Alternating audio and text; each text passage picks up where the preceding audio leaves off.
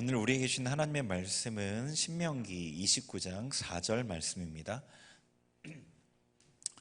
구약 307면에 있습니다. 307면, 308면에 있습니다.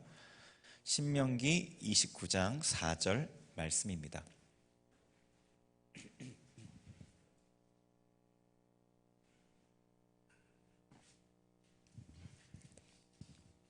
신명기 29장 4절 말씀 찾으셨으면 저희 한 목소리로 같이 봉독하도록 하겠습니다. 시작. 그러나 깨닫는 마음과 보는 눈과 듣는 귀는 오늘까지 여호와께서 너희에게 주지 아니하셨느니라. 아멘. 네, 반갑습니다. 우리 같이 인사할게요. 사랑합니다. 축복합니다. 우리 지체들에게 같이. 그래요. 코로나 상황에서 이렇게 같이 얼굴을 볼 수 있는 것도 큰 은혜인 것 같다는 생각이 들어요. 그래서 계속 기도를 해주시면 좋을 것 같아요.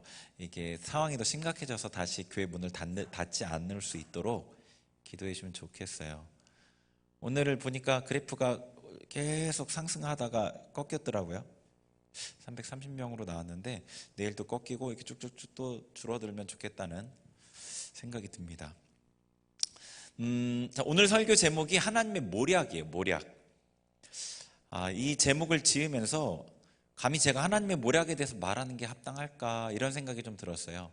왜냐하면 너무 크잖아요. 하나님의 모략이란 하나님의 어떤 계획, 하나님의 그 지혜에 근거한 우리가 측량할 수 없는 계획, 그 모략인데 제가 굉장히 제한적인 지식과 능력 때문에 종종 제 자신에 대해서 좌절할 때들이 있거든요.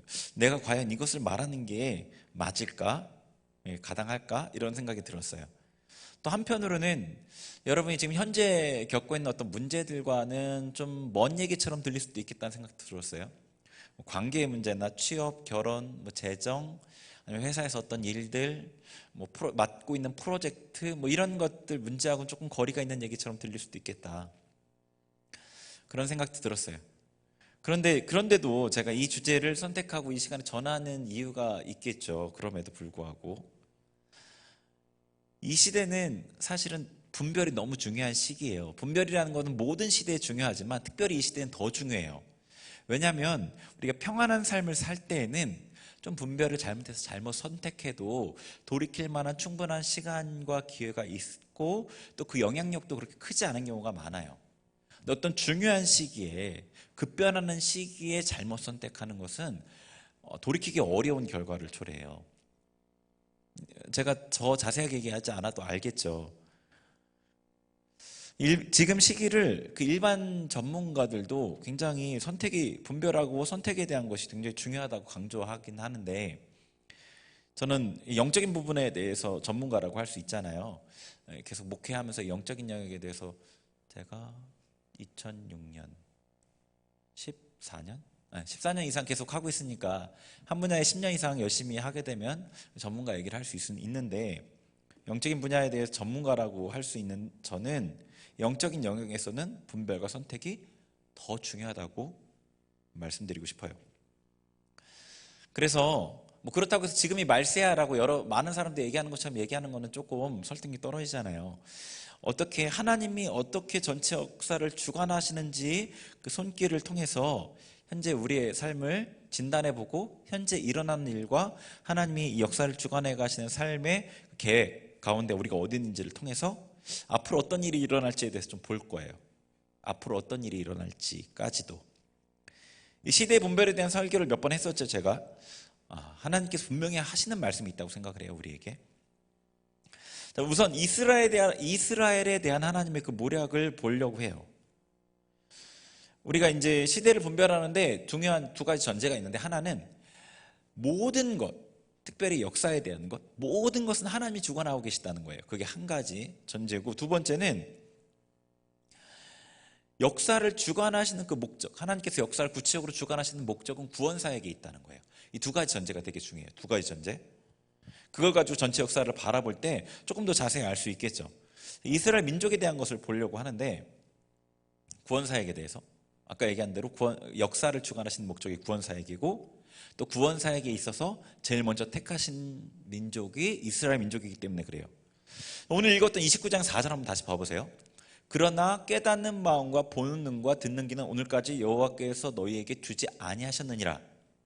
그 3절에는, 그 앞에 3절에는 큰 시험과 이적과 큰 기사를 내 눈으로 보았느니라 라고 얘기하면서 그러나 이렇게 나오는 거예요. 그러니까 언뜻 잘 이해가 안 돼요.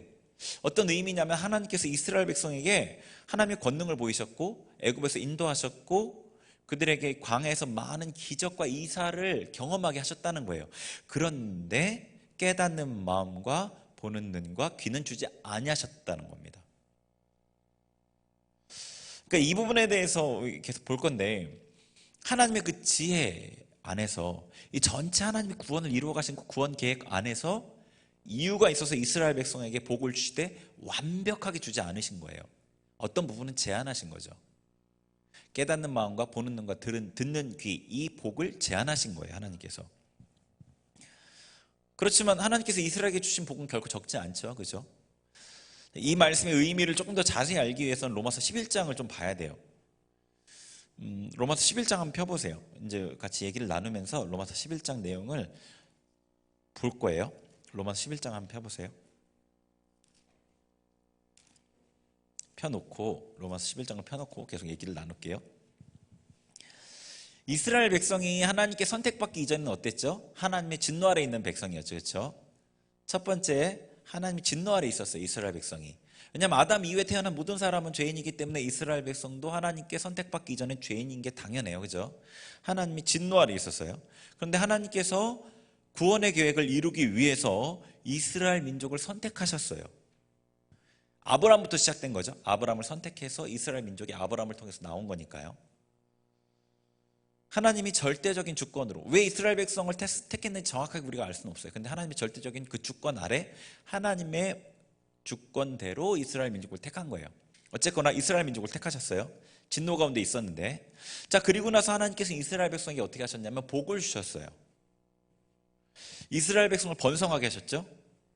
그 애굽의 압제에서 구원하셨죠. 홍해에서 기적을 통해서, 또 광야에서의 돌보심을 통해서 이스라엘 백성을 열방의 여러 나라들과 구분하셨어요. 완전히 다른 나라로 취급하셨다고요. 완전히 다른 나라 취급한 거예요. 편에도 이런 편애가 없을 정도로 다른 나라로 취급하셨어요. 그리고 나서 가나안 땅을 이방 민족에게서 빼앗아서 이스라엘 백성에게 주셨죠. 가나안 땅을 뺏어서 이스라엘 백성에게 주셨어요. 하나님께서 이스라엘 백성에게 복을 주셨어요. 물론 이제 뭐 요즘 팔레스타인 그 문제가 있기 때문에 가나안 땅을 뺏어준 것에 대해서 하나님이 좀 너무한 거 아니냐 이렇게 생각하는 사람은 없겠죠. 네. 다 이유가 있어요. 하나님의 공의가 훼손되지 않습니다. 어쨌거나 하나님께서 이스라엘 백성을 번성하게 하시고 압제에서 구원하시고 율법을 주시고 보호하시고 거정할 땅을 주시고 모든 먹을 것을 공급하셨습니다. 하나님께서 이스라엘 백성에게 주신 복은 그분의 풍성함을 따라 조금 더 부족하지 않았어요. 그런데 자, 첫 번째는 하나님의 진노 가운데 있었던 이스라엘 백성을 택하셔서 복을 주셨어요. 근데 세 번째로 이스라엘 백성을 하나님께서 우둔하게 하셨어요. 신명기 오늘 읽은 말씀처럼 깨닫는 마음, 볼 눈, 들을 귀를 주지 않으셨어요. 우둔하게 하셨어요. 자, 로마서에 지금 11장 8절 한번 봐보세요. 8절. 11장 8절 거기 한번 읽어보죠. 시작. 기록된 바 하나님이 오늘까지 그들에게 혼미한 심령과 보지 못할 눈과 듣지 못할 귀를 주셨다 함과 같으니라. 아멘. 신명기 말씀을 그대로 인용했잖아요. 하나님께서 그들에게 복을 주시되 다 주시지 않으시고 우둔하게 하셨어요. 이 우둔하게 했다는 건 뭐냐면 구원의 깊은 것을 깨닫지 못하게 했다는 거예요. 우리가 알듯이, 너무나 잘 알듯이 구원받을 수 있는 방법은 뭐예요? 딱 한 가지밖에 없잖아요. 예수 그리스도 이름을 믿는 것 외에는 구원이 없어요. 그렇잖아요. 그게 구원에 대한 단 한 가지 방법이에요. 단 한 가지 방법. 그런데 이스라엘 백성들에게 이 예수 그리스도를 깨닫는 마음을 주지 않으신 거예요. 네. 다른 사람들은 깨닫는 마음을 주셨어요. 아브라함, 다윗, 아니면은 예레미야, 에스겔 선지자들의 말을 듣고 마음을 돌이킨 자들은 예수님을 깨달아서 예수님을 믿고 구원을 받았어요. 아니면 설명이 안 돼요. 왜요? 이 구원받는 방법은 단 한 가지 길이에요. 한 가지 길. 근데 이들이 구원을 받았어요. 그럼 어떻게 구원받은 거예요? 예수님 믿음으로 구원받은 거예요. 예, 그게 단 한 가지 길이에요. 성경으로 여러 가지 말씀을 통해 제가 보여줄 수는 있는데 지금은 그거를 자세히 보려는 건 아니에요. 어쨌거나 이스라엘 백성들 중에서도 구원받은 자들은 예수님의 이름을 믿어서 구원받은 거예요. 예수라는 그 단어를 듣지는 못했지만 예수님을 믿었어요. 그거는 뭐 간단하게 얘기 드리면은 이스라엘 백성이 주신 율법, 뭐 제사, 규례, 절기 이런 것들이 모두 다 예수 그리스도의 그림자거든요. 그것을 통해서 깨닫는 마음을 얻은 자들은 예수 그리스도를 보았고 믿었고 그래서 구원받았다는 얘기예요. 네. 이거는 조금도 이상한 게 아니에요. 지금도 예수님의 이름을 들어서 믿는 게 아니에요. 사람들이 하나님이 계시를 주셔서 예수 그리스도를 깨달아야지 믿는 거예요. 무슨 얘기인지 아세요? 예수님의 이름을 아무리 들어도 그게 하나님께서 주시는 계시를 받지 않으면 예수님이 누군지 깨닫지 못하고 그분이 나의 구원자라는 게 믿어지지 않기 때문에 구원받을 수 없어요. 절대로. 그러니까 그 이름을 듣고 아니고가 문제가 아니에요. 예수님을 믿느냐 아니냐예요. 근데 그 믿음은 하나님께서 깨닫는 마음을 주셨을 때 믿어지는 거거든요. 어쨌거나 그래서 우둔하게 되었다는 것이 이런 얘기예요. 하나님께서 그림자로 주신 그 율법, 제사, 규례 여러 가지 이런 것들을 통해서 예수 그리스도를 깨닫지 못해서 구원에 이를 수 없었던 거예요. 그러니까 예수님을 보지도 못하고 말씀을 듣지도 못하고 믿지도 못했던 거죠. 이런 일은 이 구약 이때만 아니라 예수님 시대에도 이루어졌어요. 제가 한번 말씀을 읽어드릴게요. 요한복음 5장 39, 40절인데 이 종교 지도자들한테 얘기했어요. 그 당시에 너희가 성경에서 영생을 얻는 줄 생각하고 성경을 연구하거니와 그 종교 지도자들이 성경을 엄청 연구했잖아요. 매일매일. 근데 이 성경이 곧 내게 대하여 증언하는 것이니라. 그런데 이 성경은 예수님에 관한 거예요. 그러나 너희가 영생을 얻기 위해 내게 오기를 원하지 아니하는도다. 그러니까 이 사람들은 성경을 엄청 연구를 했지만 그 안에서 예수 그리스도를 볼 눈이 없었던 거죠. 깨닫는 마음을 받지 못한 거예요. 이해되시죠? 근데 구약에 이스라엘 백성에 그런 일이 있었던 거죠. 그러니까 우둔하게 된 거예요. 그래서 이들이 진노 가운데 있었어요. 그렇지만 진노 가운데 있었지만 하나님께서 그들을 복 주셨어요. 근데 복 주셨음에도 완전하게 주지 않으시고 우둔하게 하셨어요. 일부를. 거기까지 봤어요. 하나님의 구원에 대한 어떤 계획을 보는 거예요. 어떤 식으로 하나님의 구원을 이루어 가셨는지. 그리고 나서 그들이 우둔해서 깨닫지 못했던 것들은 사실 예수님에 대한 것만 아니었겠죠. 왜냐하면 믿음을 알지 못하고 예수님을 보지 못하고 예수님의 말씀을 듣지 못해서 순종이라는 것이 겉만의 순종으로 그치게 된 거예요. 진짜 순종이 하나님 받으실 만한 순종이 아니라 겉의 순종으로 끝나게 된 거예요. 육체의 예법을 지키는 것으로 세상과 자신을 구분시키는 것으로 끝난 거죠. 하나님께서 그들을 통해 진짜 하시려는 일이 뭔지 몰랐고 그 일을 이룰 수도 없었어요. 하나님께서 이스라엘 민족을 택하신 이유는 너무 분명해요. 이스라엘 민족에게 하나님의 말씀을 주시고 그 말씀을 순종함을 통해서 열방이 이스라엘 민족을 통해서 하나님이 어떤 분이신지를 알게 하려는 목적이었어요.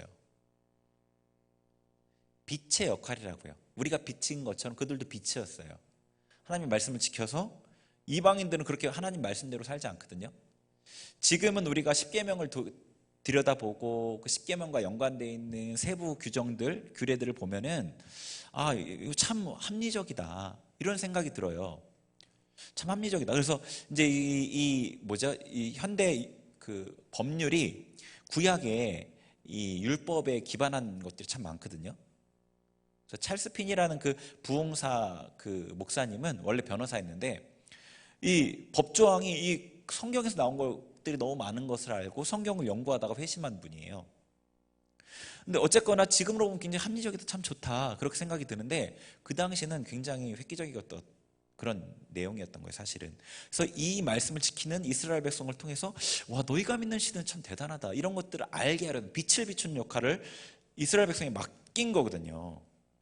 근데 그들이 그 사명이 무엇인지 정확히 알지 못했기 때문에 하나님의 그 사명을 감당할 수 없게 되었어요.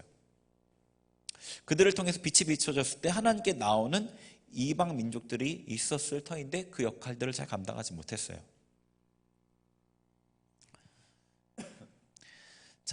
그래요. 그런데 그렇지만 그럼에도 불구하고 자, 11장 2절부터 7절이에요. 로마서. 거기를 한번 읽어보죠. 2절부터 7절 같이 읽겠습니다. 시작. 하나님이 그 미리 아신 자기 백성을 버리지 아니하셨나니 너희가 성경이 엘리야를 가리켜 말한 것을 알지 못하느냐. 그가 이스라엘을 하나님께 고발하되 주여 그들이 주의 선지자들을 죽였으며 주의 제단들을 헐어버렸고 나만 남았는데 내 목숨도 찼나이다 하니 그에게 하신 대답이 무엇이냐. 내가 나를 위하여 바알에게 무릎을 꿇지 아니한 사람 7,000명을 남겨두었다 하셨으니 그런즉 이와 같이 지금도 은혜로 택하심을 따라 남은 자가 있느니라. 만일 은혜로 된 것이면 행위로 말미암지 않음이니 그렇지 않으면 은혜가 은혜되지 못하느니라. 그런즉 어떠하냐. 이스라엘이 구하는 그것을 얻지 못하고 오직 택하심을 입은 자가 얻었고 그 남은 자들은 우둔하여 졌느니라. 아멘. 자, 아까 제가 여태까지 얘기한 내용들과 관련된 내용이 들어있는 건데, 자, 이스라엘 백성에 대한 얘기인데 8절에 이제 그들에게 이렇게 혼미한 심령을 주셨다는 거죠. 그리고 7절에 그런즉 어떠하냐. 이스라엘이 구하는 그것을 얻지 못하고, 구원이죠, 영생이고 오직 택하심을 입은 자가 얻었고 그 남은 자들은 우둔하여졌느니라. 그러니까 이스라엘 민족이 전체가 다 우둔해진 게 아니라 택하심을 받은 자들은 구원을 얻었다는 거예요. 2절에 하나님이 그 미리 하신 자기 백성을 버리지 아니하셨다 이렇게 돼 있어요. 자, 하나님께서 여러분을 자기 백성으로 택하신 것은 창세 전이죠. 에베소서 말씀에 따르면 여러분을 택하신 건 창세 전이에요. 이스라엘 백성들 가운데에서 하나님께서 창세 전에 미리 택하신 자들이 있었고 그들에 대한 구원은 이루어졌다는 거예요. 육적인 이스라엘 백성 전체가 이스라엘 백성이 아니라 그 가운데 하나님의 택하심을 따라 미리 택하심을 따라 아심받은 그 하나님의 백성이 하나님의 백성으로서 구원을 받았다는 얘기예요. 이런 사람들이 어떤 사람들이냐면 예를 들어서 3, 4절에 나와 있는 사람이에요. 북이스라엘의 많은 이스라엘 백성들이 다 바알신을 섬길 때 그 중에 7,000명이 바알을 섬기지 않았던 거예요. 이들을 들어서 얘기를 하는 거예요. 대부분의 이스라엘이 하나님을 떠나 바알을 섬길 때 하나님의 택함을 받은 백성으로 지칭된 그 7,000명은 하나님을 떠나지 않고 바알에게 무릎 꿇지 않았다는 거죠. 네. 그러니까 그 택하신 이스라엘 백성 중에 우둔해졌지만 그 중에 하나님의 백성은 구원을 받은 거예요. 자, 이스라엘 백성이 우둔해졌어요. 이스라엘 백성이 우둔해졌어요. 하나님께서 이스라엘 백성을 택하셨는데 그들이 우둔해요. 자, 그리고 나서 이스라엘이 우둔한 상태에서 하나님 대적했잖아요. 그래서 뭐 포로로 잡혀가기도 하고 이런 여러 가지, 또 그 가운데 하나님 회복시키기도 하고 여러 가지 하나님의 은혜가 부어졌는데, 그러다가 이제 예수님께서 이 땅에 오셨어요. 이스라엘 땅에 오셨다고요. 그런데 이스라엘 백성이 예수님을 대적하고 예수님을 죽이는 지경에 이르게 되었어요. 왜냐하면 그들은 볼 눈도 없고 들을 귀도 없고 깨달을 마음도 없기 때문에 예수님을 알지 못해서 대적하고 거절했어요.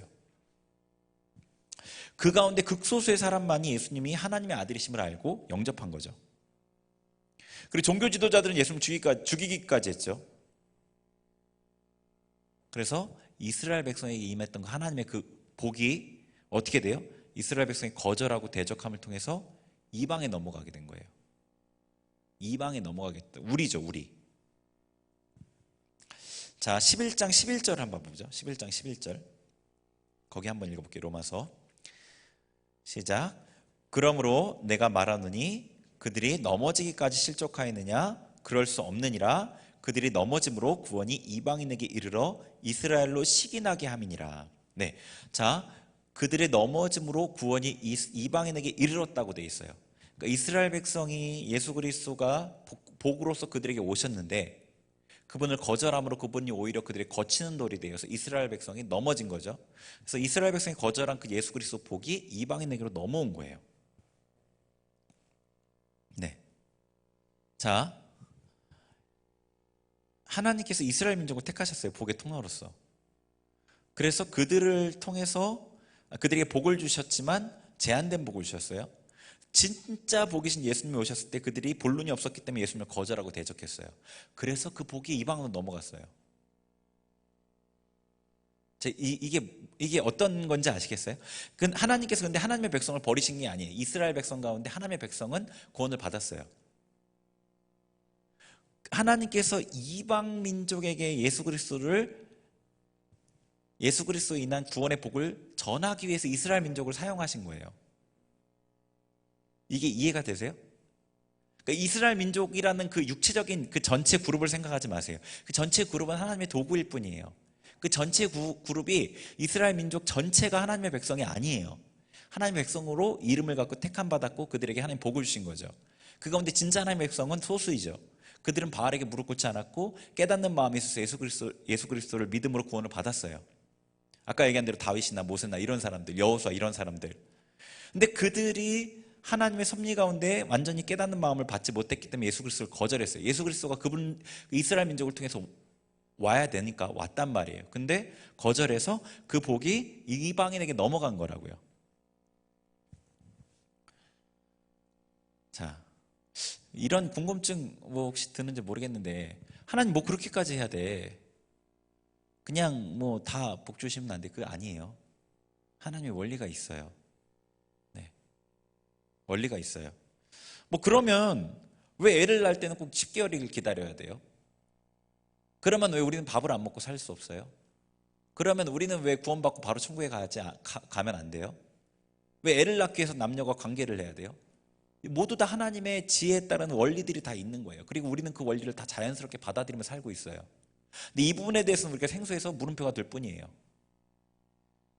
어쨌거나 자, 그렇게 해서 이방의 복이 넘어갔어요. 근데 하나님께서 이스라엘을 끝까지 버려진 채로 있게 하진 않으셔요. 하나님께서 그들을 다시 긍휼히 여기셔서 하나님의 구원의 복이 임할 때가 있습니다. 이스라엘이 완악하게 된 데에는 이방에게 하나님의 구원이 향하도록 하기 위한 목적이기 때문에 그래요. 11장 25, 27절 볼게요. 25절에서 27절. 로마서 11장 25절에서 27절 같이 읽겠습니다. 시작. 형제들아 너희가 스스로 지혜 있다 하면서 이 신비를 너희가 모르기를 내가 원하지 아니하노니 이 신비는 이방인의 충만한 수가 들어오기까지 이스라엘의 더러는 우둔하게 된 것이라. 그리하여 온 이스라엘이 구원을 받으리라 기록된 바 구원자가 시온에서 오사 야곱에게서 경건하지 않은 것을 돌이키시겠고 내가 그들의 죄를 없이 할 때에 그들에게 이루어질 내 언약이 이것이라 함과 같으니라. 아멘. 자, 그래서 이방인들이 이제 이방에 예수 그리스도 복 대신 예수 그리스도께서 넘어갔어요. 그 복이 구원의 복이 넘어갔어요. 그래서 그 이방 가운데에서 구원받으면 그들의 그 안에서 하나님의 백성들이 충분히 구원을 받으면 그 다음에 다시 이스라엘 백성이 구원을 얻게 하신다는 거예요. 네. 이방인의 구원이 이루어질 때 이스라엘도 하나님께 구원을 받게 된다고 말씀하시는 거예요. 그러니까 이거는 이방인들의 구원이 거의 완성되어져 가는 말세, 지금 이때 예수 그리스도의 복음이 전 세계에 다 전파되어 있는 이때쯤을 얘기하는 거예요. 이때쯤. 정확하게 언젠지는 말할 수 없지만 이때쯤 이방인의 구원이 완성되어져 가는 그때에 이스라엘도 예수 그리스도를 알고 온전히 구원을 받게 되는 거예요. 다시 하나님의 복이 이스라엘에게 주어져요. 이 온 이스라엘이라는 거는 뭐 이스라엘 백성 한 명도 빠지지 않고 다라고 얘기하기는 좀 어려울 것 같고요. 요한계시록 그때 같이 강해를 들은 친구들은 알 텐데 이제 12지파가 12,000명씩 다 이제 14만 4천 명 구원받거든요. 그러니까 모든 지파들의 하나님의 원하시는 구원의 수가 완전히 이루어지는 것을 의미한다고 보시면 돼요. 숫자라는 의미보다는 그렇게 봐야 될 것 같아요. 어쨌거나 자, 이스라엘의 구원을 향한 하나님의 모략에 대해 살펴봤어요. 자, 정리하면 하나님의 진노 가운데 있던 이스라엘을 만민을 향한 복의 도구로 택하셨어요. 그리고 그들을 건지시고 복을 주셨어요. 그런데 택하심을 받은 소수를 제외하고 대부분의 백성들, 이스라엘 백성들은 우둔해서 하나님의 복의 통로를 감당하지 못했어요. 뿐만 아니라 하나님의 궁극적인 복인 예수 그리스도를 대적하고 죽였어요. 이 때문에 그 복이 이방인에게 넘어갔어요. 그리고 하나님의 계획에 따라 이방인이 구원을 받고 이스라엘은 다시 하나님의 긍휼로 구원을 받게 될 거예요. 이스라엘도 이방인도 다 구원을 받기 위한, 이스라엘이 처음에 통로가 되어서 이방인이 구원을 받고 이방인의 구원이 이루어지면 다시 이스라엘도 구원을 받게 하는 거 하나님의 지혜예요. 자, 이 구원에 대한 모략의 원리가 이방인들에게도 그대로 적용이 돼요. 그걸 간단히 얘기를 나눌게요. 자, 이방인들도 하나님의 진노 가운데 있었죠. 첫 번째 아까 똑같이 이방인들도 진노 가운데 있었죠. 그 다음에 이스라엘이 하나님의 택하심을 받고 복을 받았는데 이방인들은 그 복에서 제외돼서 버려진 채로 있었어요. 그죠? 이방인들 가운데 아주 소수의 사람만이 구원을 받았어요. 아주 소수. 뭐 라합, 룻, 갈렙 이런 사람들, 성경에 기록되어 있는 그런 사람들만. 그런데 아까 얘기한 대로 이스라엘이 우드나에서 구원자 예수님을 대적하고 죽임으로 그 복이 이방인에게 넘어갔어요. 자, 11장 17절 한번 봐볼게요. 로마서 11장 17절 한번 거기 보세요. 같이 읽겠습니다. 또한 거기요. 시작. 또한 가지 얼마가 꺾였는데 돌감람나무인 내가 그들 중에 접붙임을 되어 창감람나무 뿌리의 진액을 함께 받은 자가 되었은즉. 아멘. 자, 가지가 얼마 꺾였다고 되어 있는데 이 가지가 얼마 꺾였다는 건 이스라엘 백성이 창감람나무에서 꺾이고 돌감람나무인 이방인 우리가 거기에 접붙임이 되었다는 얘기예요. 그래서 우리가 구원을 받게 된 거죠. 우리의 구원을 말하는 거예요. 복되신 예수 그리스도 우리가 받게 된 것을 얘기하는 거예요. 그리고 구원이 이제 복음이 전 세계에 전파됐어요. 많은 사람들이 그 복음에 반응을 했고 교회에 나왔죠. 그죠? 예수님을 믿는다는 사람이 전 세계적으로 한 11억 된다고 그래요. 11억 정도. 굉장히 많은 수죠. 그런데 이스라엘이 그랬던 것처럼 그들 중에 어떤 사람은 우둔해졌어요. 그래서 예수님을 믿는다는 것이 어떤 의미인지 잘 알지 못하면서 신앙적인 행위로 만족하고 있단 말이에요. 깨닫는 마음을 받은 사람들은 예수님을 섬기게 되고 그렇지 못한 나머지 사람들은 행위로 하나님 앞에 의를 얻으려고 하기에 구원을 얻지 못해요. 11억 전부가 천국 간다고 생각하진 않으실 거예요. 그죠? 그런 일은 없어요. 그런 일은 절대 없어요. 구원으로 인도하는 분은 좁고 길이 협착하여 찾는 이가 적다고 그랬어요. 11억은 결코 적은 인구가 아니에요. 자, 예수님께서 이것을 때 뭐라고 얘기하셨냐면 누가복음 10장에 이렇게 돼 있어요. 예수님께서 성령으로 기뻐하사 이렇게 얘기하셔요. 이것들을 지혜롭고 슬긴 자들에게 숨기시고 어린아이에게 나타내심은 하나님의 뜻입니다. 하나님의 계시를 받은 자만이 아버지가 누구인지 압니다 라고 그러셨어요. 그래요. 하나님께서 깨닫게 하시는 이들에게만 깨닫는 마음, 보는 눈, 듣는 귀가 주어져요. 이방인들 가운데도 우둔한 자들이 있습니다. 그리고 이제 이방인들이 어떻죠? 이스라엘 민족의 복음을 전하는 통로가 됐어요. 이스라엘 민족에게 복음을 전하는 자들이 이방인이라고요. 이 일은 현재 이루어지고 있는 일이죠. 이방인들, 우리와 같은 예수님을 믿는 자들이 이스라엘을 선교하고 예수님을 전하죠.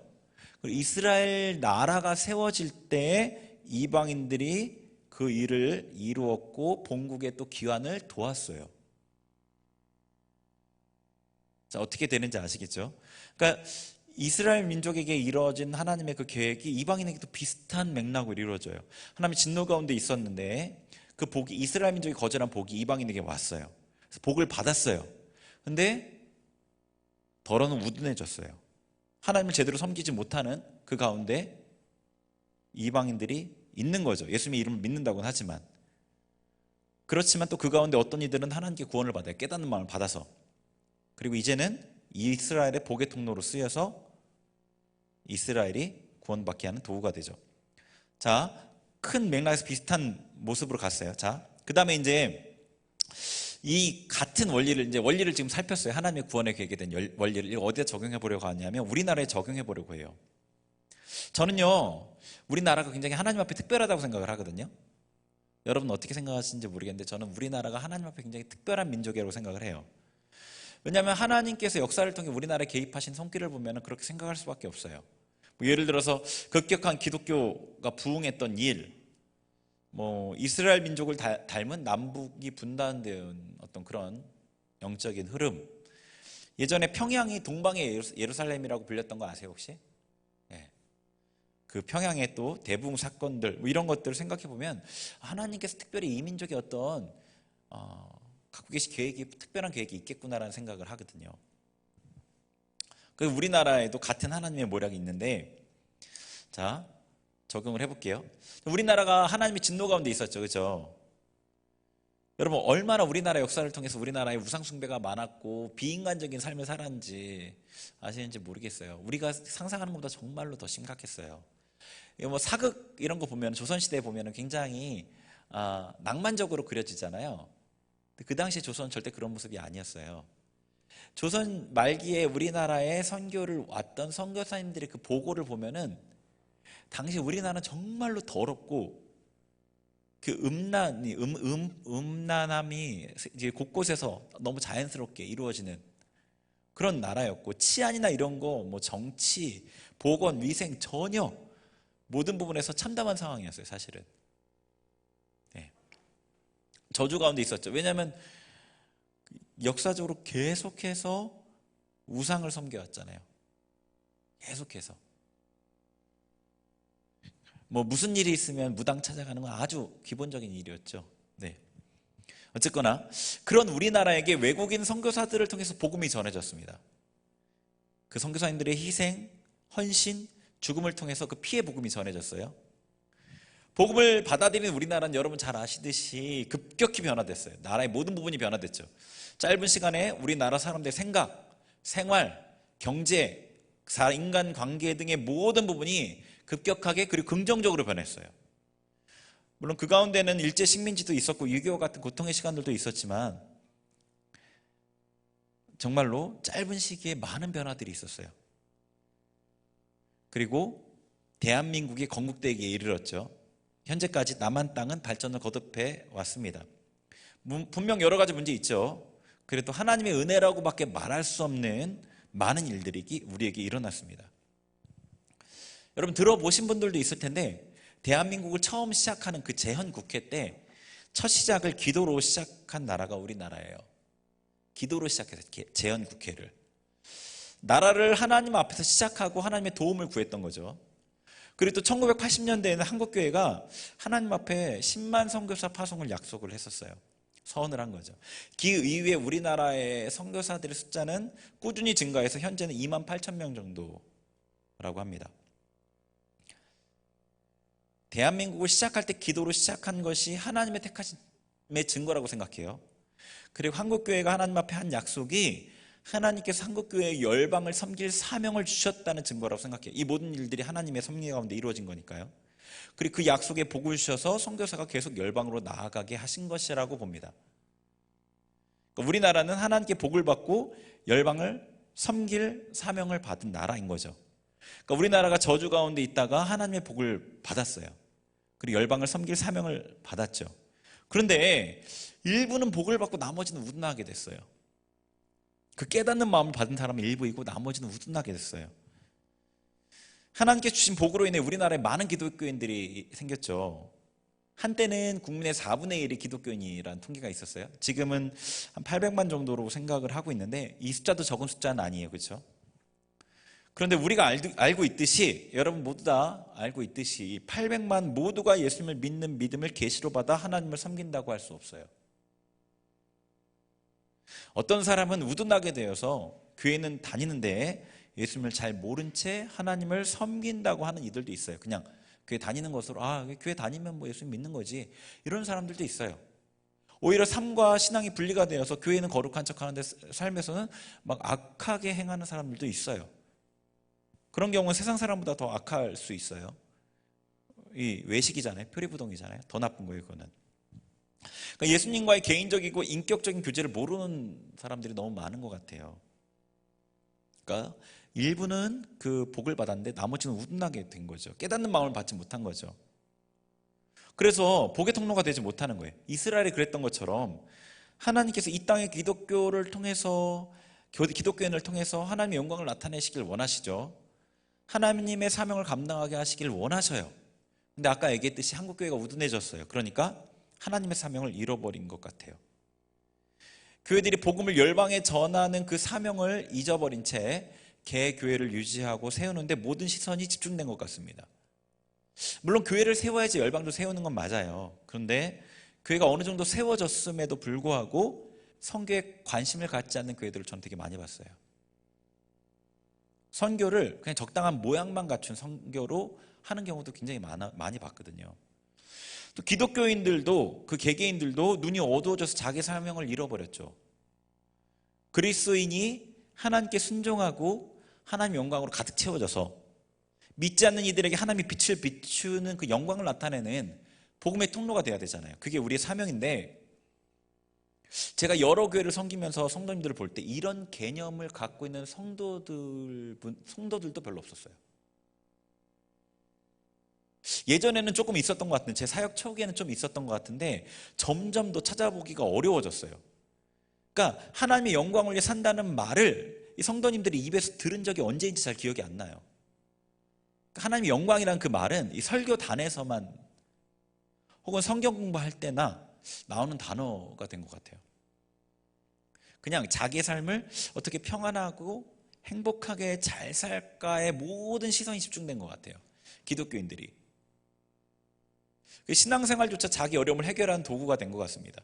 예수님은 나의 마음의 상처를 치유하시는 분, 예수님은 나의 마음을 평안하게 하시는 분, 예수님은 나의 문제를 해결하고 도와주시는 분, 예수님은 나를 지켜주시는 분, 필요를 공급하시는 분. 그럴듯하지만 여기에 어디 하나님의 영광과 사명이 들어갈 자리가 있나요? 신앙에 이런 부분이 있지만 이게 전부가 되어버리는 것은 크게 잘못된 상황이죠. 한국교회도 한국교회 성도들도 하나님의 사명을 잃어버린 거예요. 복의 통로가 되지 못하고 있는 겁니다. 우둔해진 거예요. 우둔해진 것. 그래서 지금의 상황들이 벌어지는 거라고 생각합니다. 교회가 세상의 지탄을 받는 이 상황이요. 소금이 맛을 잃으면 땅에 버려져 밟힌다는 그 예수님의 말씀 기억하실 겁니다. 그러나 하나님께서는 긍휼로 다시 교회의 복을 허락하실 거예요. 이스라엘 백성을 다시 회복시키시는 것처럼 그렇게 우리에게 다시 복을 허락하실 겁니다. 우리가 하나님의 사명을 잊고 있었던 시간에 북한 땅에는 하나님의 은혜가 많이 부어졌어요. 제가 조심스러워요. 이게 제가 억지로 짜맞추는 건 아닌가 약간 조심스럽긴 한데 걱정되긴 하지만, 한국교회가 하나님이 아닌 물질을, 그리고 말씀이 아닌 세상 지식을 쫓을 때 하나님을 떠나는 동안에 북한 땅에 많은 크리스천들이 생겼어요. 분단 초기에는 그 공산 정권이 들어서는 순간 모든 교회를 다 파괴하고 모든 그리스도인들을 핍박해서 교회를 싹 다 멸해버렸거든요. 근데 남한의 기독교인들의 기도도 하고 지원도 해서 북한 땅에 기독교인들이 조금씩 생기기 시작했어요. 북한의 지하교인의 수가 얼마인지는 정확히 알 수 없는데 적게는 1만부터 많게는 10만까지 잡거든요. 북한은 매년 기독교 박해 1위 국가로 지정돼요. 매년. 그게 벌써 10년도 넘었어요. 그러니까 그 안에 그 정도의 신자가 있다는 건 정말 놀라운 일이죠. 근데 그 북한의 지하교회 신자들이 남한 땅의 교회를 걱정하면서 기도한대요. 그래서 저는 조심스럽게 하나님께서 우리의 섬김을 통해 북한의 기독교인을 도왔잖아요. 이제 그들의 기도를 들으시고 남한 땅에 다시 긍휼을 베푸시는 회복이 있을 거다라는 생각을 합니다. 자, 하나님의 전체 이스라엘 백성을 향한 하나님의 모략과 이방인을 향한 모략, 우리나라와 관련된 하나님의 모략을 봤어요. 그러면 이제 앞으로 일어난 일을 예측하기 전에 지금 현재 일어나는 일들을 좀 봐야 되겠죠. 현재 상황을 봐야 되겠죠. 코로나와 관련된 현재 상황을 봐야 되겠죠. 코로나19가 모든 상황을 바꿔놨어요. 그죠? 그 영향을 살펴보는 것은 되게 필요한 부분입니다. 자, 코로나와 관련된 단어들을 몇 가지를 이게 얘기를 해보죠. 코로나 블루. 그죠? 코로나 블루 아시죠? 사람들 간의 거리 두기 하면서 고립되면서 나타나는 현상이에요. 그래서 일상에 큰 변화가 닥치면서 생긴 어떤 거죠? 우울감이나 무력증을 뜻하는 말이에요. 코로나 블루. 많은 사람들이 우울증 속으로 힘들어하고 있는 현재 상황인 걸 알 수 있어요. 두 번째, 드론이 굉장히 발달했어요. 그래서 의료 약품을 막 드론으로 전달하기도 하고, 우리나라에서 좀 드물긴 했는데 방역도 드론으로 하기도 하고, 드론의 사용이 굉장히 증가했어요. 그리고 언택트 시대가 됐죠. 모든 걸 온라인으로 다 대체하고 있어요. 강의, 회의, 근무, 모임, 외식도 이제 시켜 먹잖아요. 외식. 그리고 기존에 하던 온라인 쇼핑도 더 온라인화 됐어요. 더. 제가 그런 뉴스 봤는데 소셜 미디어 그 그룹 트위터 있잖아요. 트위터에서 이 코로나 때문에 재택근무를 뭐 다른 트위터뿐 아니라 여러 회사들이 재택근무를 했죠. 근데 다시 이제 복귀하라고 이제 회사에서 근무하라고 하니까 직원의 3분의 2가 사표를 쓴다고 그래가지고 영구 재택근무를 허용했대요. 원하는 사람은 영구 재택근무할 수 있어요. 그리고 실리콘밸리의 많은 기업들이 재택근무를 고려하고 있대요. 영구 재택근무를. 비용 절감, 효율성 향상 이런 것 때문에 재택근무로 전환할 가능성이 보이고 있답니다. 많이요. 그 다음에 스마트 감시 아시죠? 방역을 위해서 감염자 경로를 추적하는 그 과정 가운데에서 스마트 감시가 굉장히 강화됐어요. 그래서 디지털 감시 사회에 대한 우려를 얘기하고 있죠. 뭐 스마트폰이랑 CCTV로 하는 거죠. 스마트 감시. 그 다음에 정부의 권한이 굉장히 강화됐잖아요. 그죠? 건강 안전, 국민의 안전이라는 이유로 정부의 권한이 엄청 강해졌어요. 그래서 정부는 너무나 쉽게 각 개인이나 단체를 통제할 수 있는 권한을 얻게 됐어요. 그래서 아마 이 코로나 사태가 진정된 이후에도 정부의 강화된 권한에 대한 사람들의 인정은 계속 될 거라고 생각이 돼요. 익숙해졌기 때문에. 그죠? 빈부격차가 엄청 심화됐어요. 그죠? 세계가 다 양적 완화했잖아요. 돈을 다 풀면서 현금이 많아지게 되고 물가가 치솟게 됐죠. 그러면 어떻게 돼요? 현물이 있는 사람, 생산시설이 있는 사람들에게 부가 더 많이 옮겨지게 돼요. 서민들은, 저 같은 현물이 없는 서민들은 그만큼 빈곤해지게 되는 거예요. 예. 빈부격차 심화됩니다. 그리고 막 다른 기술들이 발전하면서 또 부가 재편되고요. 또 기업들이 직원을 감축했잖아요. 그 상황들을 버티기 위해서, 코로나 상황을 버티기 위해서 직원들을 감축했잖아요. 그럼 어떻게 되냐면 그 감축한 상황을 버티기 위해서 여러 아이디어나 방법들을 강구하거든요. 기술을 발달시켜요. 그 감축한 상황을 버티려고. 그럼 이제 그 살아남은 기업들은 더 이상 그전 같은 직원이 필요가 없어요. 예. 이제 빈부격차 점점 심해지는 거죠. AI가 더 발달하는 거죠. 질병에 대한 대규모 데이터 처리해야 되고 국민 통제해야 되니까. 바이오 기술이 발달했죠.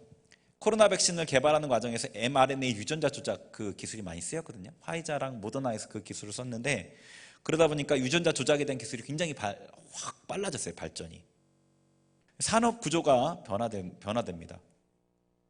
돈을 이제 도태되는 산업하고 돈이 몰리는 산업하고 나뉘어지니까 산업의 구조가 바뀌는 거죠. 그래서 뭐라고 얘기하냐면 코로나 때문에 5년에서 10년 가까이 앞당겨졌다고 그래요. 5년에 10년 가까이 기술이 빨라지고 모든 변화가 빨리, 우리가 이렇게 변할 거라고 예상했던 그 변화들이 5년에서 10년 정도 더 빨리 앞당겨졌다고 얘기를 해요. 현재 이런 일들이 일어나고 있어요. 그죠? 여러분 잘 아시는 일이라고 생각해요. 우리가 당하고 있는 일이니까. 자, 구원과 관련된 하나님의 모략의 작품을 살폈어요. 그 다음에 특별히 현재 일어난 일들에 대해 살펴봤어요. 이제 앞으로 어떤 일이 일어날지 충분히 예상이 가능하다고 봅니다. 현재 한국교회의 상황은 하나님의 구원의 그 모략 가운데 눈이 어두워져서 자기의 사명을 깨닫지 못하는 상황이라고 얘기 드렸죠. 이제 하나님의 공일로 한국교회에 다시 복을 내리시고 하나님의 사명을 감당하게 하실 순서예요. 자, 이런 관점에서 현재 일어난 일과 관련해서 앞으로 무슨 일이 일어날지를 예상해 보려고 해요. 자, 현재 일어난 일과 관련해서는 어떻게 되겠죠? 여러분 생각해 보면 어떻게 될 것 같아요? 세상이 더욱 악해지겠죠. 더 악해질 거예요. 세상은요. 성경의 증언과 또 맞아 떨어지는 부분인데 충분히 예상할 수 있는 부분이에요. 성경을 보지 않아도요. 백신으로 인해 코로나 끝나도 코로나 시대는 계속 될 거예요. 변종 코로나에 대한 얘기가 아니에요. 그거는 좀 의학적으로 잘못된 지식 같은데 그 코로나의 변이가 백신이 작용하는 부분과 다른 부분이기 때문에 충분히 변종 코로나에서도 코로나에 대해서 유효하다고 얘기해요. 그런데 그게 아니라 코로나 바이러스로 인한 영향력이 계속 남아있을 거예요. 코로나 바이러스로 인해 고립되어서 우울해진 사람들이 이게 사라졌다고 해서 갑자기 우울함이 나아지지 않잖아요. 고립되었던 사람들이 이게 사라졌다고 갑자기 고립에서 나오는 게 아니거든요. 그 계속 고립 가운데 있을 것이고 자기 안에 빠질 것이고 이 혼자 지내기 쉬운 여러 환경들 때문에 더욱더 그런 게 강화될 거예요. 점점 더 사람들이 힘들어지겠죠. 그래서 이제 어떤 사람들은 내면의 피로를 인식하겠죠. 영적인 관심이 많아지겠죠. 그 사람들 중에 많은 사람들은 우상이나 사이비 같은 종교에 빠질 거예요. 근데 또 그 중에 일부는 예수님 안에서 평안을 얻으려고 할 거예요. 그러니까 구도자가 증가할 거란 말입니다. 그 내면의 갈증 때문에 그런 것 외에도 빈부격차가 심해지니까 지금 현재 체체에서 도태되는 사람들이 있잖아요. 그 사람들이 그 박탈감을 종교에서 위로받으려고 할 거예요. 구도자들이 늘어날 겁니다. 세상은 점점 더 악해지고 사람들은 점점 더 힘들어지고 구도자는 증가하게 될 거예요. 현재의 상황과 관련해 보면 이렇게 바뀔 거예요.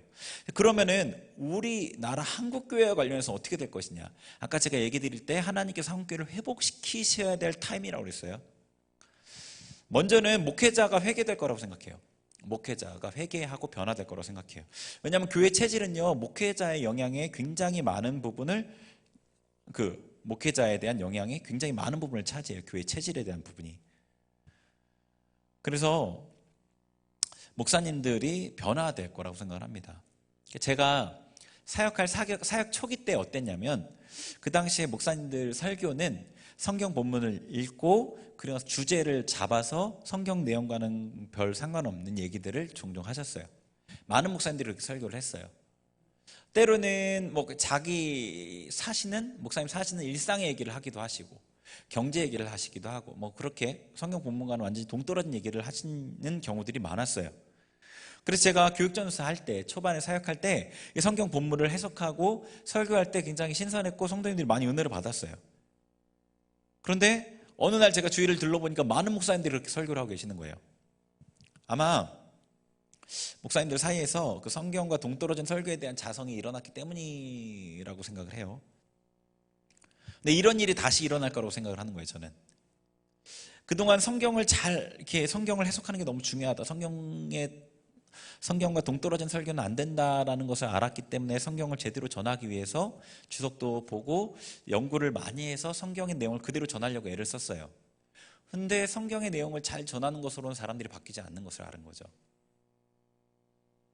한국교회가 그 결과를 보여주는 거잖아요. 지금 현재 한국교회가.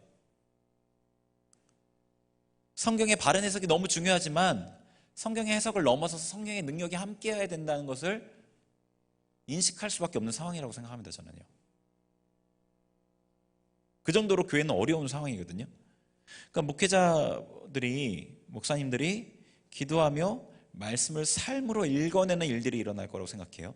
그리고 성령께서 그 가운데 임하셔서 정말 불같은 말씀, 심령을 찌르는 말씀, 방망이와 같은 말씀들이 선포될 거라고 생각합니다. 근데 이거는 필연적으로 일어나야 돼요. 교회가 회복되기 위해서는 말씀의 회복이 전제가 되어야 되거든요. 그리고 그 다음에는 성도님들이 회개를 하겠죠. 한국교회가 우둔해져서 자신의 사명을 알지 못하고 성도 또한 우둔해져서 자신들의 사명을 알지 못하는 상황에 대해서 말씀드렸어요. 근데 목회자들을 통해 선포되는 그 성령의 능력을 동반한 하나님의 말씀이 성도님들의 마음을 찌르고 회개가 일어나겠죠. 삶의 작은 부분부터 회개가 일어나게 되겠고 10년 동안 교회를 다녀도 변하지 않았던 그런 삶의 습관들이 바뀌는 그런 변화들이 시작되겠죠. 아마 다른 사람들은 정확하게 잘 인지 못해도 자기 스스로는 자기의 변화를 보고 너무 놀랄 겁니다. 그래서 이 성도들이 정말로 세상과 어떻게 싸워야 되는지, 어떻게 하나님을 섬겨야 되는지, 어떻게 예수를 믿어야 되는지를 분명하게 알게 될 거예요. 세상에 대한 자기의 사명을 깨달아 섬기게 되고 교회도 자신의 사명을 깨닫고 열방을 섬기게 되겠죠. 네. 교회가 이제껏과는 완전 다른 모습이 될 거예요. 내부에서 다툼이 아니라 외부를 변화시키는 능력의 교회가 되겠죠. 그런데 이 예상되는 이런 일들이 모든 교회에서 일어나지는 않을 거예요. 어떤 교회는 이 하나님의 그 인도하신 그 모략에 편승해서 회복될 것이고 어떤 교회는 그렇지 못해서 도태되고 더욱더 교회의 모습에서 멀어지게 되겠죠. 그런 교회들은 언제 사라졌는지 알지 못하는 사이에 사라질 겁니다. 하나님의 심판이 그런 모양으로 교회들에게 임하게 될 거라고 생각해요. 하나님의 영광이 사라지고 영광이 사라진 교회는 힘을 잃고 쇠퇴하여 사라지게 되는 이러한 수순이 있게 될 거라고 생각합니다.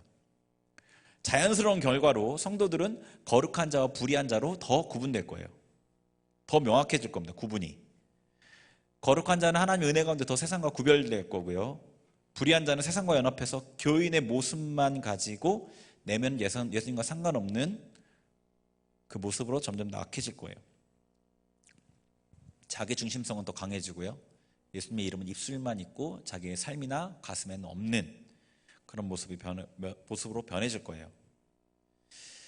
불의한 자들이 회복되는 교회 안에 있을 때는 두 가지 중에 하나를 해야 되겠죠. 하나는 교회 안에 남아서 같이 회복이 되던가, 하나는 교회를 떠나는가, 둘 중에 하나를 해야 될 거예요.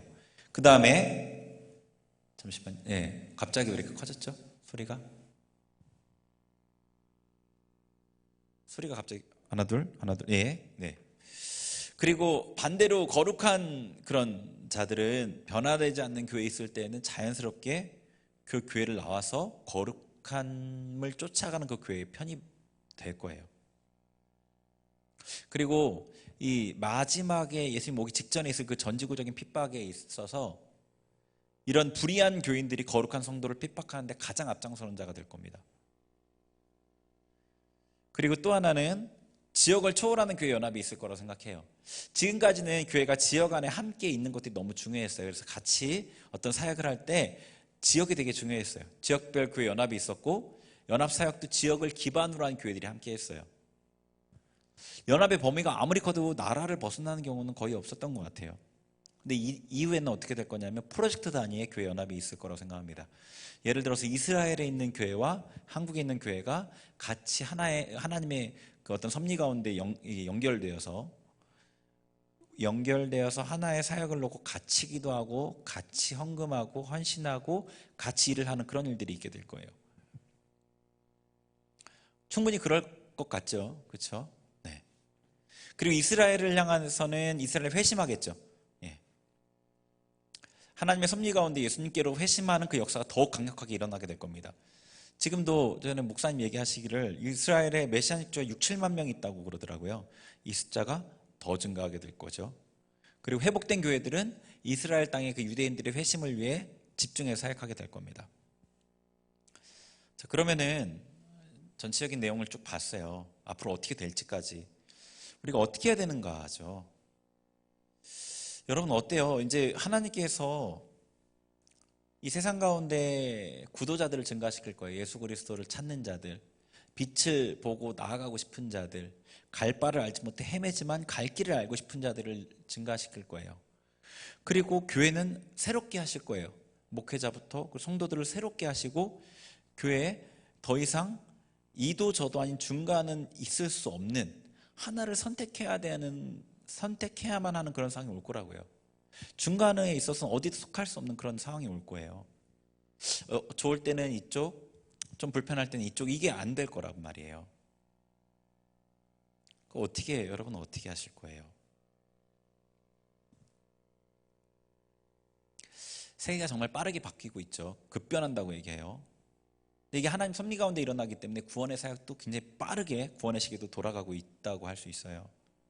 어떻게 해야 되느냐? 어떻게 해야 되느냐는 거예요. 어떤 사람은 이런 얘기 하더라고요. 세상이 굉장히 빨리 돌아가니까 그 빠른 흐름에 도태되지 않기 위해서 계속 공부해야 되고 상황들에 굉장히 빨리 대처해야 된대요. 빨리. 지금은 방향보다 속도가 중요하다. 막 그런 얘기를 하는 분도 있더라고요. 그래서 두 가지 단어가 2021년 키워드라고 그랬던 것 같은데, 하나는 평생 공부, 하나는 피봇. 피봇 뭔지 알죠? 농구에서 이렇게 피봇하는 공들 피봇하는 이렇게 하는 게 피봇이거든요. 그러니까 갑자기 이 상황이 딱 이렇게 확 바꿔야 되는 그런 상황이래요. 근데 그렇게 해야 되나요? 만약에 우리가 그 흐름에 맞추고자 할 때 어떻게 되겠어요? 우리의 마음이 분주복잡해지고 불안해지고 믿음의 삶을 잃어버리게 되는 거죠. 네. 그게 맞추느라고, 그 변화에 맞추느라고 사람들은 점점 더 마음이 힘들어질 거예요. 세상이 급하게 변할수록 우리는 변하지 않는 것을 붙들어야 돼요. 그래야 중심을 잃지 않고 하나님의 이 모략의 이 계획에 편승할 수 있는 거예요. 하나님 중심으로 서서 하나님 주시는 복을 받아서 구도자들을 올바른 길로 인도하는 하나님의 구원 사역에 참여할 수 있겠죠. 먼저 우리가 해야 될 거, 변하지 않는 것을 붙들어야 돼요. 변하지 않는 것들. 변하지 않는 것들을 붙들어야 돼요. 이 말씀 찾아볼게요. 히브리서 말씀 한번 찾아보죠. 12장. 한번 찾아보세요. 히브리서 12장 26절과 27절. 26절과 27절. 히브리서 12장 26절과 27절. 시작. 그때에는 그 소리가 땅을 진동하였거니와 이제는 약속하여 이르시되 내가 또 한 번 땅만 아니라 하늘도 진동하리라 하셨느니라. 이 또 한 번이라 하심은 진동하지 아니할 것을 영존하게 하기 위하여 진동할 것들 곧 만드신 것들이 변동될이라. 아멘. 자, 하나님께서 어떻게 하시냐면 예전에 시내산에서 율법을 받을 그때에는 땅을 진동시키셨어요. 그죠? 우레와 같은 음성으로 막 땅을 진동시키시고 이스라엘 백성은 두려워 떨었어요. 근데 지금은 어떻게 할 거냐면 하늘과 땅을 진동시키셔요. 지금은 땅을 흔들고 계셔요. 여러분 땅을 흔들고 계시는 거 느껴지잖아요. 그죠? 기반이 다 흔들리는 것 같잖아요. 땅을 막 흔들고 계세요. 실제로 이제 그 땅을 흔드는 것들이 실제로 지진이나 이런 여러 가지 물리적인 것들로 나타날 거예요. 지금은 그냥 여러분이 뿌리 두고 있는 기반들을 막 흔들고 계시거든요. 근데 이게 실제적으로 눈에 보이게 지진들이 많이 일어나고 있는데 더 분명하게 땅을 흔드는 게 보일 거예요. 그 다음에 하늘도 흔드실 거예요. 성경에는 그게 이제 하늘의 여러 가지 징조들로 얘기를 하고 계세요. 하늘도 흔드실 거예요. 근데 왜 그러냐? 왜 그러냐면 진동하지 않는 것들, 아무리 흔들어도 흔들리지 않는 것들을 영원히 보존하시려는 거예요. 그러니까 여러분이 이 흔들리는 이 하나님 흔드시는 이 상황에서 흔드는 것들을 붙들고 있으면 흔들어지겠죠. 같이. 흔들리는 것 같이요. 그것을 붙들면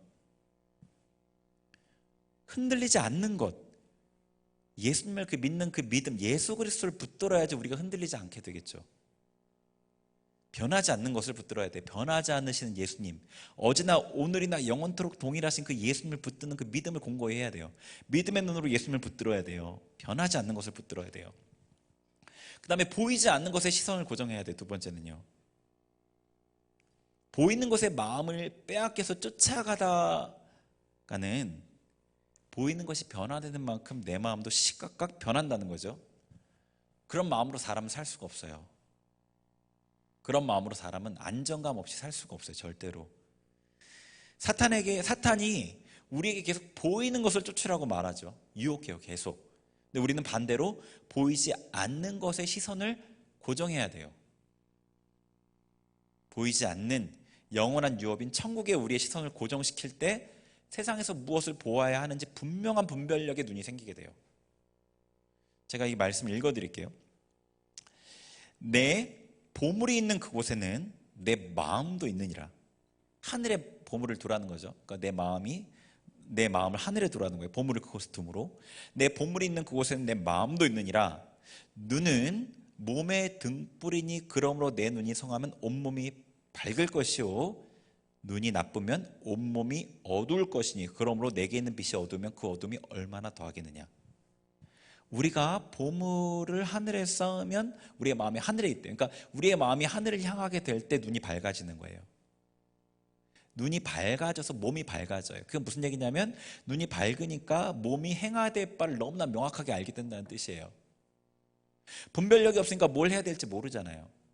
근데 우리의 눈이 하늘에, 우리의 마음이 하늘에 있으면 보이지 않는 곳에 우리의 마음이 고정되면 우리가 제대로 보고 제대로 갈 수 있는 거거든요. 우리의 마음이 하늘을 향할 때 우리의 눈이 밝아지고 우리의 눈이 밝아지면 몸이 밝아지는 거예요. 어떻게 행해야 될지 밝히 알게 되는 겁니다.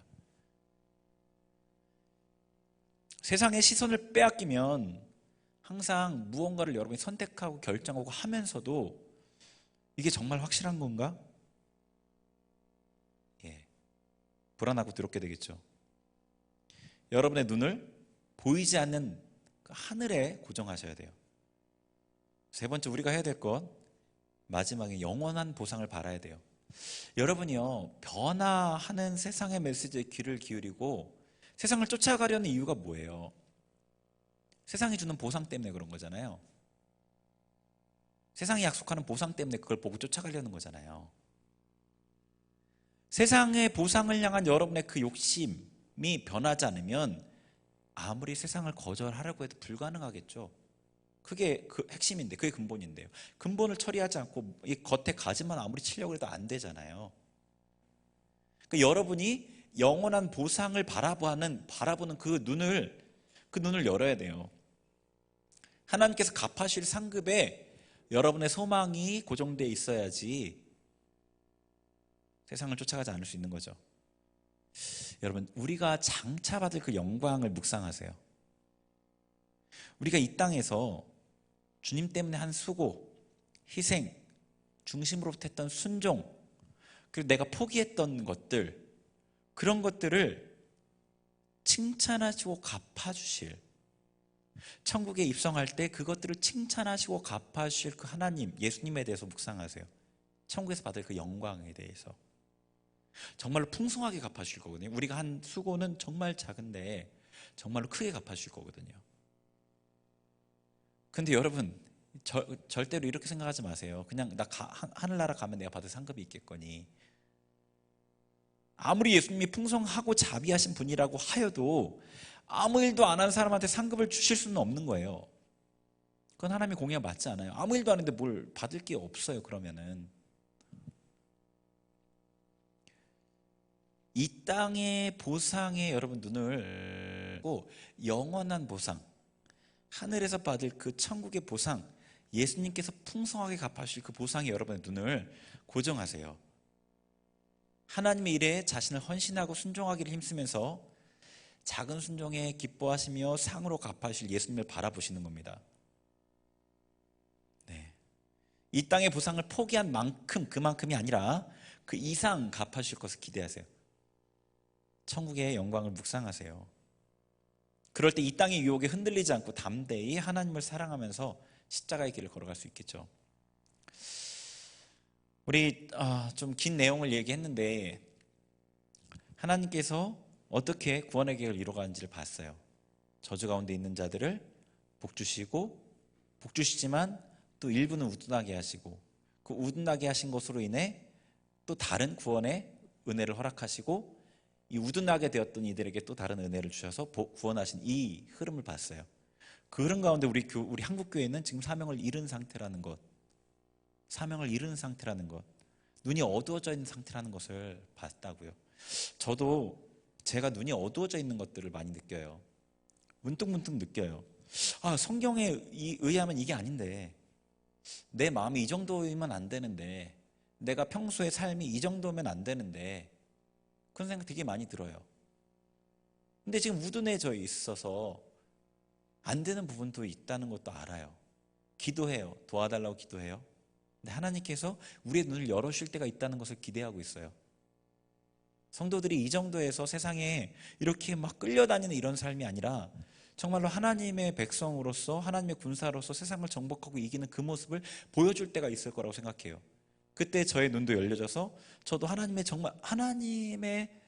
그 받은 자, 하나님의 사자로서 정말로 완전하다고 하면 말이 안 되죠.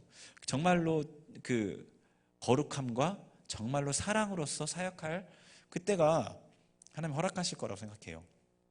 우리의 노력과 애씀만으로 안 되는 것들이 있거든요. 그 우둔하게 한 이들을 다시금 복주어서 회복할 때가 있다는 걸 봤어요. 그리고 우리는 그 회복을 기다리고 있어요. 여러분, 이제 그 가운데 어떻게 여러분이 그 하나님의 계획 가운데 동참할지예요. 어떻게 동참할지. 세상의 지금 흐름들은 굉장히 빠르게 바뀌고 있고 그 흐름들이 어떻게 되어갈지 충분히 짐작이 돼요.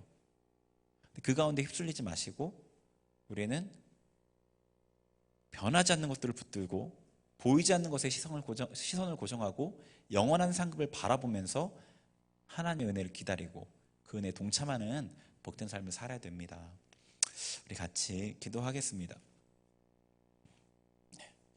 기도할 때 좀 회개 기도를 같이 하죠.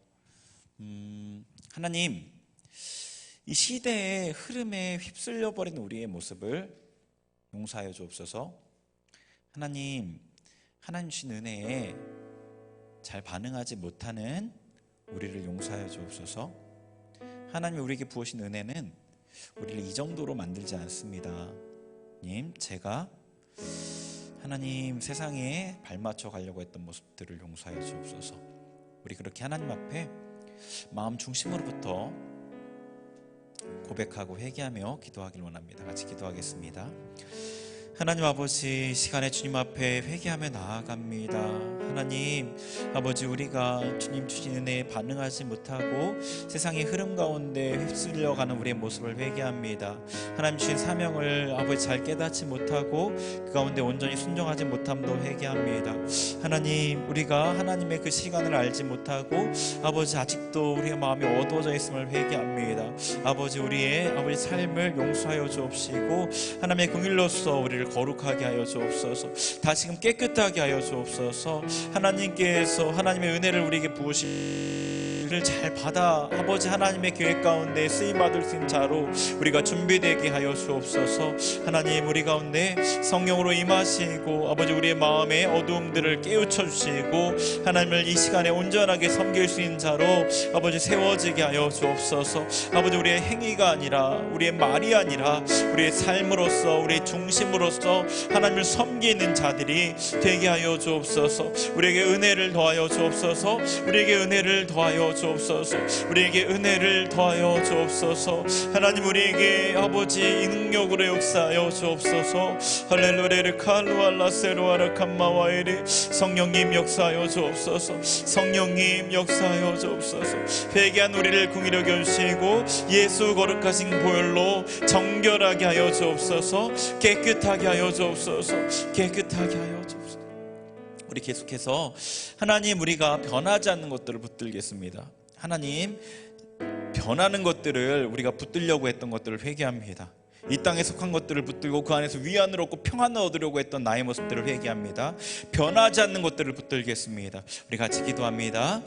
하나님 아버지 회개합니다. 아버지, 이 땅 아버지 변하여지는 것들, 아버지 썩어질 것들, 영원하지 못한 것들에 우리의 소망을 대고 그것들을 붙들고 그 안에 평안을 얻고 그 안에 안정감을 얻고 그 안에 위로를 얻으려고 했던 우리의 마음을 회개합니다. 아버지, 우리가 변치 않는 것들을 붙들길 원합니다. 변치 않는 예수 그리스도, 어제나 오늘이나 동일하신 그분을 붙들며 그분을 향한 믿음으로 주님을 동행하며 나아가야겠습니다. 아버지, 우리가 그렇게 나아가겠습니다. 할렐루야 칼로알라 세루아. 성령님 우리 가운데 임하여 주옵소서. 우리 가운데 임하여 주시고 우리가 변하지 않으시는 예수 그리스도, 그분을 붙드는 아버지 믿음의 눈을 열어 주옵소서. 믿음으로 주님을 보게 하시고 믿음으로 주님을 따라가게 하시고 믿음으로 주님을 붙들게 하여 주옵소서. 할렐루야 칼로알라 세루아라 캄마와에레 메알라 칼로알라 세루아라 캄마왈라 세루아라 아발라 카루아라 캄마와에레. 주님 도와주옵소서. 주님 도와주옵소서. 주님 도와주옵소서. 우리 계속해서 우리 보이지 않는 것에 시선을 고정하게 없어서 아버지, 보이는 이 땅의 것들이 우리의 시선을 아버지 빼앗겼던 것들을 회개합니다. 보이지 않는 천국에, 보이지 않는 영원한 나라에 우리의 시선을 고정하게 없어서 우리 같이 한 번 더 기도합니다. 하나님 아버지, 우리가 이 땅에 보이는 것들의 마음을 빼앗겼던 것들을 회개합니다. 이 땅에 소망을 두고 이 땅에 쌓아두며 아버지 이 땅에서 우리가 영원토록 살 것처럼 우리가 행했던 것들을 회개합니다. 아버지, 우리의 마음의 눈은 아버지 보이지 않는 것들에 우리의 시선을 돌립니다. 하늘로 우리의 시선을 돌립니다. 아버지, 하늘나라를 향한 우리의 시선을 돌립니다. 아발라 카루아라 칼루알라 세루아라 캄마와이르. 아버지, 우리의 마음을 하늘로 향할 때 우리의 눈을 밝아진다 말씀하셨습니다. 우리가 하늘을 향해 우리의 시선을 고정합니다. 할렐루야 칼루알라 세루아라 캄마와이르. 할렐루야 카루아라 캄마와이르. 할루알라 세루아라 캄마왈라 세루아르.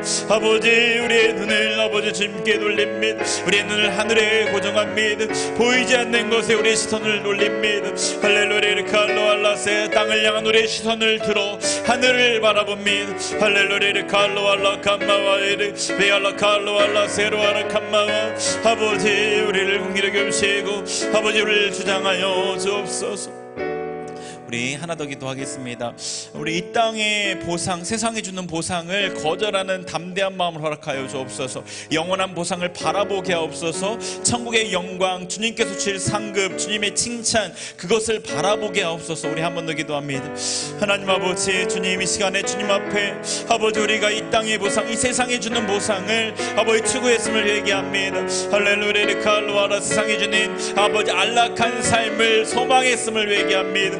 할렐루야 칼루아라 세로아라 캄마와이르, 아버지 하나님께서 갚아주실 상급, 천국의 영광을 바라보게 하옵소서. 천국의 영광을 바라보게 하옵소서. 이 땅의 주님을 위해 희생하고 이 땅에 주님께 헌신하고 순종함으로 인하여서 주님께서 갚아주실 그 보상을 기억하게 하옵소서. 하나님의 칭찬을 기대하게 하옵소서. 할렐루야 칼로, 풍성하신 예수님을 바라보게 하옵소서. 할렐루야 칼로와라, 그리함으로 우리가 담대하게 하나님을 사랑하며 십자가의 길을 걸어갈 수 있도록 우리를 주장하여 주옵소서. 할렐루야 칼로알라 세로아라 캄마와이르 베알라 칼로알라 세로아라 캄마왈라 세로아라 캄마왈라 카로아라, 할렐루야 카로아라 캄마와이르 베알라 세로아라 캄마와이르. 아버지 주님 역사하여 주옵소서. 아버지 주님 역사하여 주옵소서.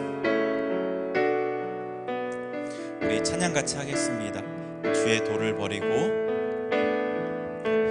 주의 도를 버리고 헛된 금을 쫓던 우리들, 거짓과 교만한 마음을 용서하여 주소서. 하나님의 긍휼로, 하나님의 긍휼로 부끄러운 우리 삶을 덮어주소서. 우리의 소망, 우리의 구원 주께 강구합니다. 성령의 불로, 성령의 불로 나의 맘을 태워주소서. 성령의 불로 나의 영혼 새롭게 하여. 우리 한 번 더 주의 도를 버리고, 주의 도를 버리고 헛된 금을 쫓던 우리들, 거짓과 교만한 마음을 용서하여 주소서.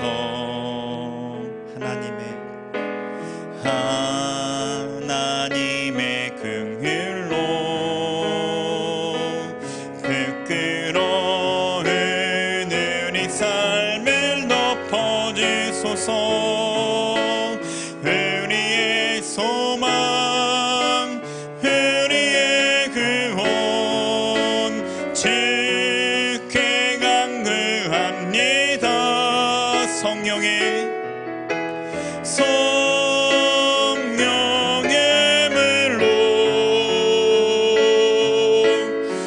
나의 맘을 태워주소서. 성령의 물로 나의 영혼 새롭게 하. 성령의 불로, 성령의 불로 나의 맘을 태워주소서. 성령의 불로 나의 영혼 새롭게 하. 한 번 더 성령의 불로, 성령의 불로 나의 맘을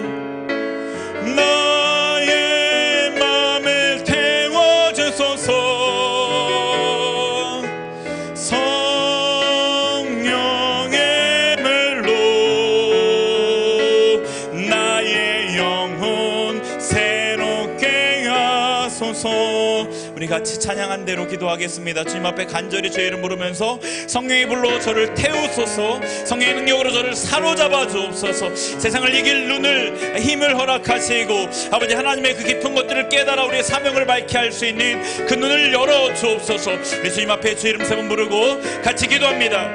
주여, 주여, 주여. 하나님 아버지, 주님 앞에 간구합니다.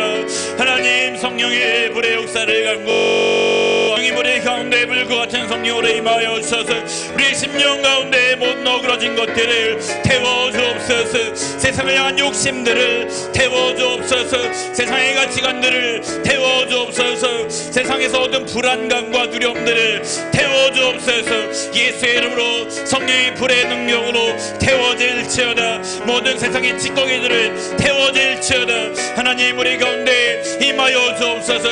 우리를 주장하여 주옵소서. 하나님의 능력으로 우리 가운데 임하시고 우리를 붙들어 주셔서 우리가 하나님의 백성답게, 하나님의 군사답게, 여호와의 군대답게 아버지 이 땅 가운데 하나님의 사명을 이루며 하나님의 뜻을 이루어갈 수 있도록 우리 가운데 역사하여 주옵소서. 우리의 눈을 열어 주옵소서. 우둔해진 눈을 열어 주옵소서. 우리의 사명을 밝히 깨달아 알게 하여 주옵소서. 그 사명에 순복하며 희생하며 헌신하기를 아버지 즐거워하는 우리가 되게 하여 주옵소서. 할렐루야 칼로알라세로에레 칸마와에레. 성령님 충만하게, 성령님 충만하게 임하소서. 할렐루야 칼로알라 칸마와에레 베알라 카르와라 칸마와에레 베알라 카르와라 칸마와에레 할렐루야 카르와라 칸마왈라세로에레. 아버지 임하소서, 아버지 임하소서, 아버지 임하소서. 할렐루야 칼로알라 칸마와에레 할렐루야 베알라 칼로알라 칸마와에레 할렐루야 칼로알라 칸마와. 아버지 역사소서, 아버지 역사소서, 아버지 역사여 주옵소서. 성령의 불로, 성령의 불로 나의 맘을 태워주소서. 성령의 불로, 성령의 불로 나의 영혼 새롭게 하. 우리 간절하게 한 번 더 성령의 불로, 성령의 불로 나의 맘을 태워주소서. 성령의 불로 나의 영혼 새롭게 하소서. 우리 주님 곁으로 우리 마음을 다해 주님 앞에 찬양하길 원합니다. 우리 고백이 되길 원합니다.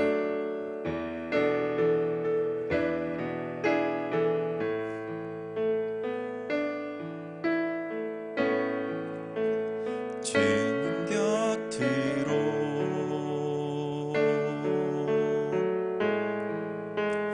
날 이끄소서.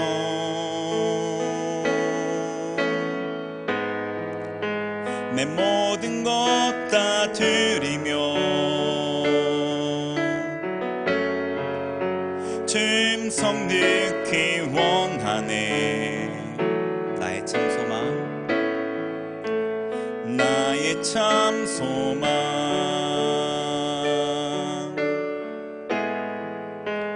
그 무엇과도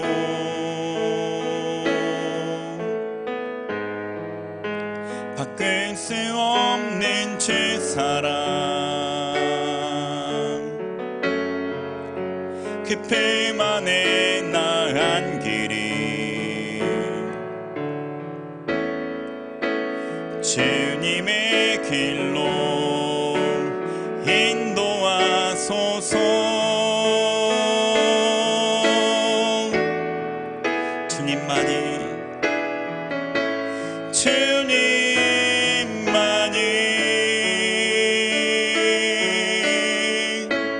내 모든 것 되시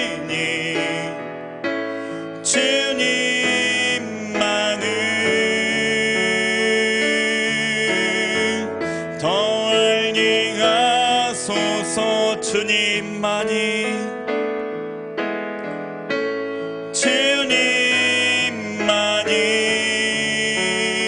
주님만이 내 모든 것 되시니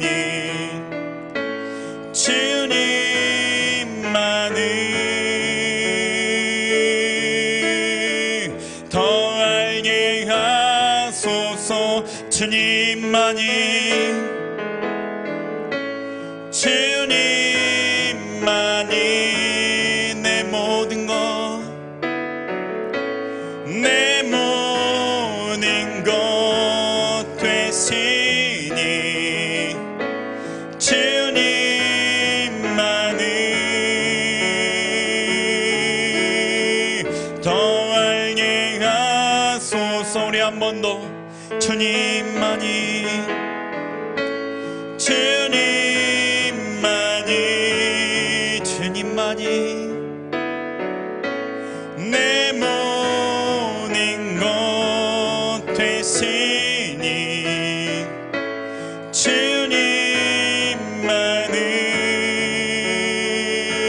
주님만을 더 알게 하소서. 우리 마음의 중심의 고백을 하나님 앞에 드리기를 원합니다. 여러분의 지금 생각이 어떻든 여러분이 하나님의 백성이라면 이 고백이 우리 중심에 진실된 고백입니다. 하나님 앞에 여러분 고백하세요. 하나님, 주님만이 나의 모든 것입니다. 제가 이제껏 잘못했지만 사실 정말 진짜로 주님만이 제 모든 것입니다. 주님만 더 알게 해주세요. 제 소원이 그것입니다. 우리 같이 주님 앞에 우리의 마음을 고백하며 기도하겠습니다. 하나님 아버지, 예수님, 나의 주님, 예수님, 주님만이 내 모든 것입니다. 주님, 제가 주님을 떠나서는 그 어디서도 소망을 얻을 수 없고 평안을 얻을 수 없고 위로를 얻을 수 없습니다.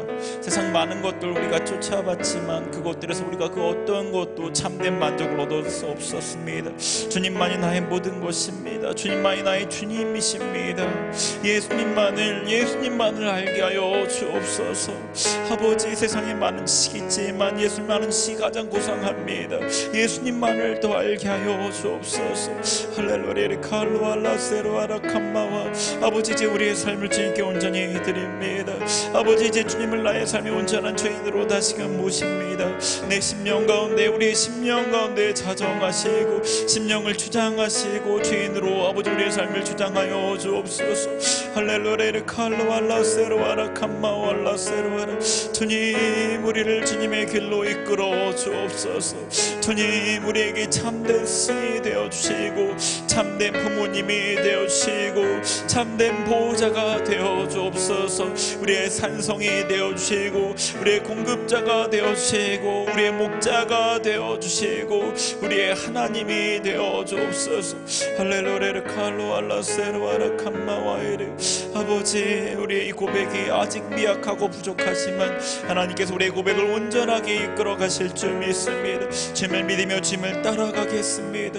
아버지를 인도하여 주옵소서. 우리를 인도하여 주옵소서. 우리를 인도하여 주옵소서. 한 번 더 주님만이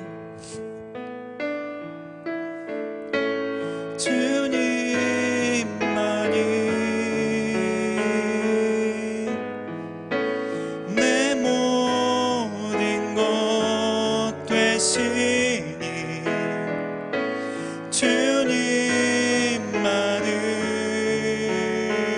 주님만을 더 알게 하소서. 우리의 기도로 주님만이